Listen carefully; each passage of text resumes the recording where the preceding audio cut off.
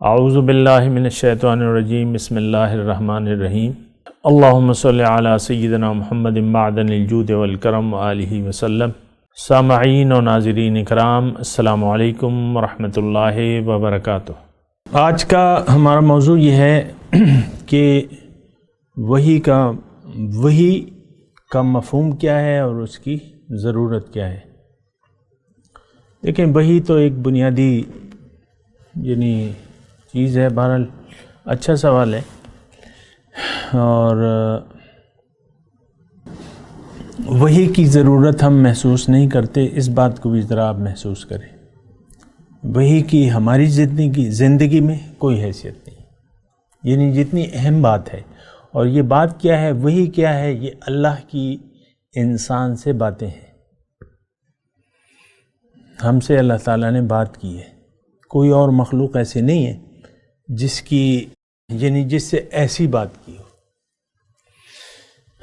تو اب آپ دیکھ لیں، خود اندازہ لگا لیں۔ ایک تو اللہ تعالیٰ کی ذات کا اندازہ لگائیں کہ اللہ تعالیٰ کی کتنی ذات اونچی شان ہے، اور اس کا تو ہم گمان بھی نہیں کر سکتے۔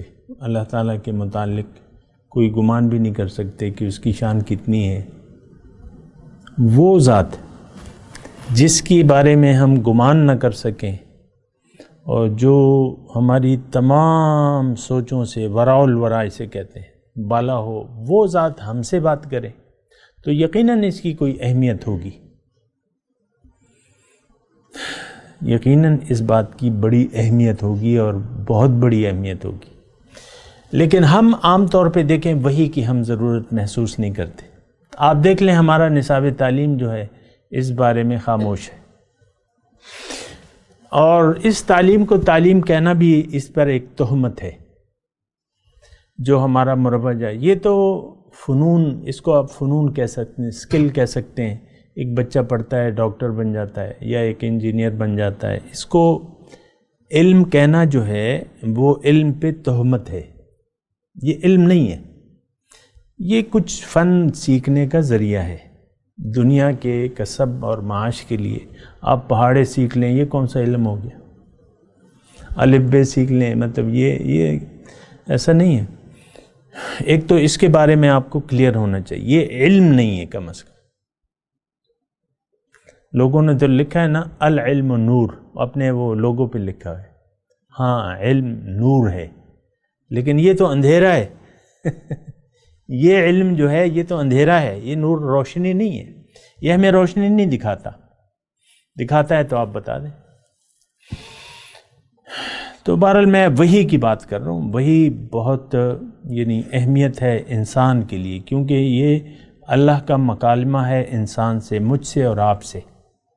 یہ نہیں کہ آپ کسی اور کے لیے وحی سے، ہم نے تو سمجھا ہے کہ یہ تو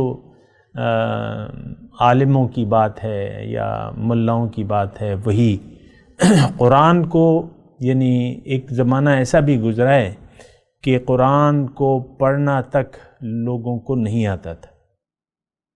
یہ ماضی قریب کی بات ہے، ماضی بعید کی بات نہیں ہے۔ قرآن پڑھنا نہیں آتا تھا۔ آج اگر آپ کی نظر میں کوئی اہمیت ہے تو وہ بھی آپ کی صرف ناظرہ تک ہے، اس سے زیادہ نہیں ہے۔ اور بعض گھرانوں میں اب بھی نہیں ہے۔ بچہ 10 سال کا ہو جاتا ہے، قرآن پڑھنا ہی نہیں آتا۔ 12 سال کا ہوتا ہے، قرآن پڑھنا ہی نہیں آتا۔ نہ والدین ایسا کرتے ہیں، یا بہرحال اگر اہمیت ہے بھی تو صرف اس کے الفاظ کی ہے، اس میں کیا ہے، کیا میسج ہے، یہ نہ ہمیں معلوم ہے، نہ معلوم کرنا چاہتے ہیں، نہ اس کی کوئی اہمیت ہے۔ ہاں، علم آپ کو ہو بھی جائے، لوگ تفسیریں پڑھ لیتے ہیں، بڑی بڑی کتابیں پڑھ لیتے ہیں، لیکن اس کی جو ہے ہماری نظر میں تو کوئی اہمیت نہیں ہے۔ وحی کی اہمیت، جتنی اس کی اہمیت ہے اتنا ہی ہم نے اس کو بے قدر سمجھا ہوا ہے، اس کی کوئی قدر نہیں ہے۔ اور جتنی عظیم الشان چیز ہے، یہ نور ہے، یہ ہدایت ہے۔ فیہا ہدی و نور، اس میں ہدایت ہے اور روشنی ہے، لیکن نہ ہم ہدایت سے لے رہے ہیں نہ روشنی لے رہے ہیں۔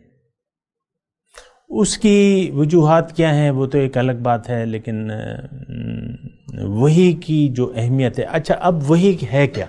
ایک بات میں آپ کو وحی انسان کی کامیابی کے لیے وحی نازل ہوئی ہے، اور وحی کے ذریعے انسان کو اللہ تعالیٰ نے اس کی کامیابی کا وہ علم دیا ہے جو یہ اپنے قوتوں سے معلوم نہیں کر سکتا تھا. پہلی جو وحی آئی ہے نا کہ علم الانسان ما لم یعلم، انسان کو وہ علم دیا ہے جو اس کو معلوم نہیں تھا. تو وحی کے بارے میں تھوڑا سا آپ جانیں کہ یہ وحی ہے کیا چیز، اس کی اہمیت کیا ہے. وحی جو ہے یہ ایک تو میں نے آپ کو کہہ دیا یہ اللہ کا کلام ہے جو اس نے ہم سے کلام. اب یہ کیوں کلام کیا ہے اللہ تعالیٰ نے؟ ایک سوال ہے نا کہ یہ کلام ہم سے کیوں کیا. یا ایھا الناس یا ایھا الذین آمنوا، اے لوگو، اے ایمان والو، تو یہ ہم سے کلام ہو گیا. تو اللہ تعالیٰ نے ہم سے باتیں کی ہیں اور اس کا مقصد یہ ہے کہ انسان نقصان میں نہ ہو. دنیا میں اللہ تعالیٰ نے انسان کو نقصان کے لیے نہیں بھجوایا ہے. بہت بڑا فائدہ ہے، اللہ تعالیٰ اس کو ایک بہت بڑا مرتبہ دینا چاہتے ہیں، اور وہ مرتبہ اس کو اس وقت ملے گا جب یہ اللہ تعالیٰ کا خلیفہ بن جائے. اللہ تعالیٰ خلیفہ اپنے آپ کو بنا لے تو اس مرتبے کے اہل ہو جائے گا. وہ مرتبہ کیا ہے؟ مختصر، کیونکہ یہ مختصر دورانیے کا نشست ہوتی ہے تو میں اختصار سے بتاتا ہوں. وہ مرتبہ کیا ہے؟ وہ اللہ کی ملاقات ہے، جس کے بارے میں ہم سوچ بھی نہیں سکتے، کوئی تصور نہیں کر سکتے. اور اس کی ملاقات، اس کا دیدار اور اس کا تقرب، قریب، تو یعنی یہ مرتبے اللہ تعالیٰ ہمیں اپنے قریب رکھنا چاہتا ہے. نمبر ایک کہ ہم اللہ کے ساتھ رہیں. اس کی وضاحت تو نہیں ہو سکتی زبان سے کہ کیسے ساتھ رہیں گے یا کیا ہوگا، لیکن اللہ کے ساتھ، اللہ سے ملاقات ہو جائے ہماری، پھر اللہ کے ساتھ رہیں اور اللہ کا دیدار گاہے بگاہے ہمیں ہوتا رہے. ایسی ایک جگہ ہے جس کو کیا کہتے ہیں؟ جنت. جنت کیا ہے؟ یہ اللہ سے ملاقات، اس کے دیدار اور اس کے قرب کی جگہ کا دوسرا نام کیا ہے؟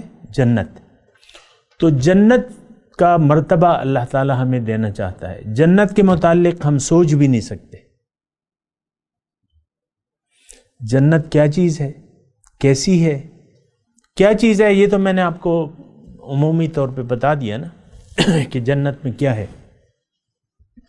اور اس کا لیکن ہم سوچ نہیں سکتے اس زندگی کا جو جنت میں ہمیں حاصل ہوگی، اس کے متعلق ہم کچھ سوچ نہیں سکتے. یہ سب کچھ ہمیں جو بیان ہو رہا ہے یہ مثال ہے، سمجھنے کے لیے ایک مثال. جیسے کہ میں آپ کو مثالیں دیا، قرآن نے مثالیں آپ کو دی ہیں، یہ مثال اللہ تعالیٰ بیان فرما رہے ہیں. حقیقت کیا ہے؟ اللہ تعالیٰ نے قرآن میں فرمایا ہے کہ فَلَا تَعْلَمُ نَفْسٌ مَّا أُخْفِيَ لَهُم مِّن قُرَّةِ أَعْيُنٍ. کوئی جانتا نہیں ہے کہ اللہ تعالیٰ نے اس کی آنکھوں کی ٹھنڈک کے لیے کیا کیا چیزیں تیار کی بھی. فَلَا تَعْلَمُ نَفْسٌ، کوئی نہیں جانتا نفس. تو بہرحال یہ مرتبہ اللہ تعالیٰ ہمیں دینا چاہتا ہے، یہ آپ نوٹ کر لیں. ہم تو کچھ اور مرتبے چاہتے ہیں نا دنیا میں. ہماری خواہشات کیا ہیں؟ گھر بنا چاہے عالی شان اور کروڑوں روپے ہوں، مثال کے طور پہ عرض کرو، بس اچھی گزر بسر. وہ کہتے ہیں نا بعض لوگ اچھی گزر بسر ہو رہی، اللہ کا بڑا کرم. اس طریقے سے لوگ کہتے ہیں. بہرحال بات کریں گے انشاءاللہ اگلی نشست میں انشاءاللہ. وآخر دعوانا ان الحمدللہ رب العالمین. مولایا صلی وسلم دائما ابدا على حبيبك خير الخلق كلهم.